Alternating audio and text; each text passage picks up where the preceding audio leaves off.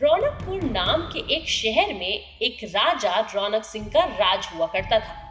वो हमेशा अपनी प्रजा के हित में कार्य किया करते थे।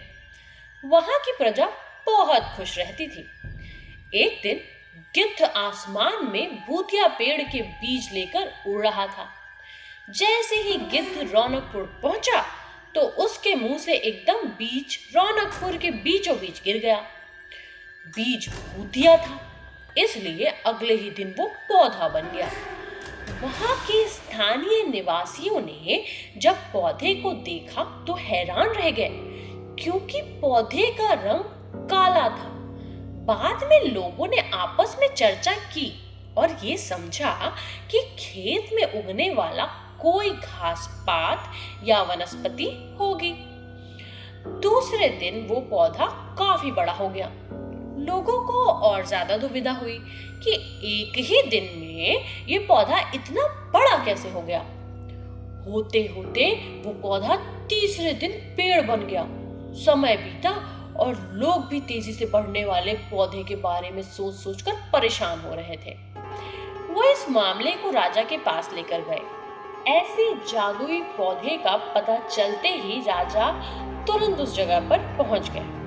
राजा को जैसे ही पता चला कि एक काले रंग का पौधा 3 दिन में पेड़ बना है, तो वो भी उस पेड़ को हैरानी से देखने लगे। राजा उस पेड़ के पास चौथे दिन पहुंचे थे और तब तक पेड़ और बड़ा हो चुका था। वो इतनी तेजी से फैला था कि किसी को यकीन ही नहीं हो रहा था।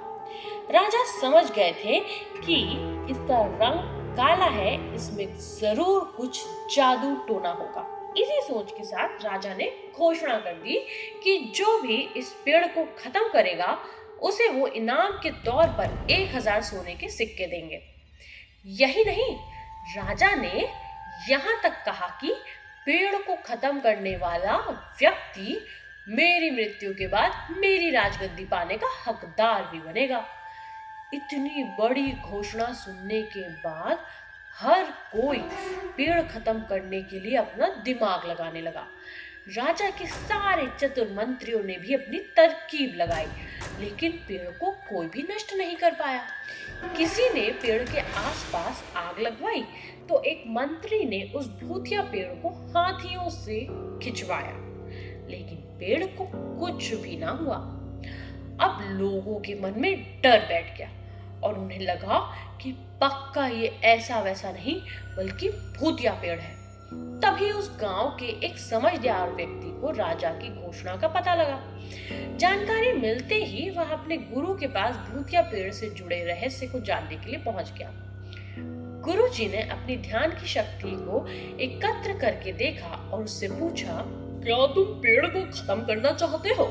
समझदार व्यक्ति ने जवाब दिया, हाँ गुरुजी, सब उससे परेशान हैं। गुरुजी ने बताया कि उसे खत्म करने का एक ही तरीका है। इसके लिए तुम्हें उस पेड़ के आसपास नमक डालना होगा। इस तरकीब के बारे में जानते ही वो व्यक्ति तेजी से राजा के पास गया और कहा, इस पेड़ के आसपास आपको नमक डलवाना होगा। ऐसा करने पर ही ये पेड़ खत्म होगा। राजा ने अपने सैनिकों को ठीक ऐसा ही करने को कहा। सैनिकों ने मिलकर पेड़ के चारों ओर खूब सारा नमक डाल दिया। नमक डालने के एक ही दिन बाद पेड़ का आकार कुछ कम हुआ। होते होते 5वें दिन तक पेड़ एकदम छोटा हो गया। उसके बाद गलकर वो गायब ही हो गया। उस व्यक्ति की तरकीब काम कर गई और राजा ने खुश होकर उसे इनाम की 1000 सोने की मोहर पहले दी। उसके बाद एक पत्र दिया जिसमें लिखा था कि वो राजा के मरने के बाद उनकी गद्दी को संभालेगा। वो समझदार व्यक्ति खुश होकर अपने घर चला गया। इस कहानी से हमें सीख मिलती है कि ऐसी कोई मुसीबत नहीं होती जिसका समाधान ना किया जा सके। जरूरत है तो बस धैर्य और समझदारी की।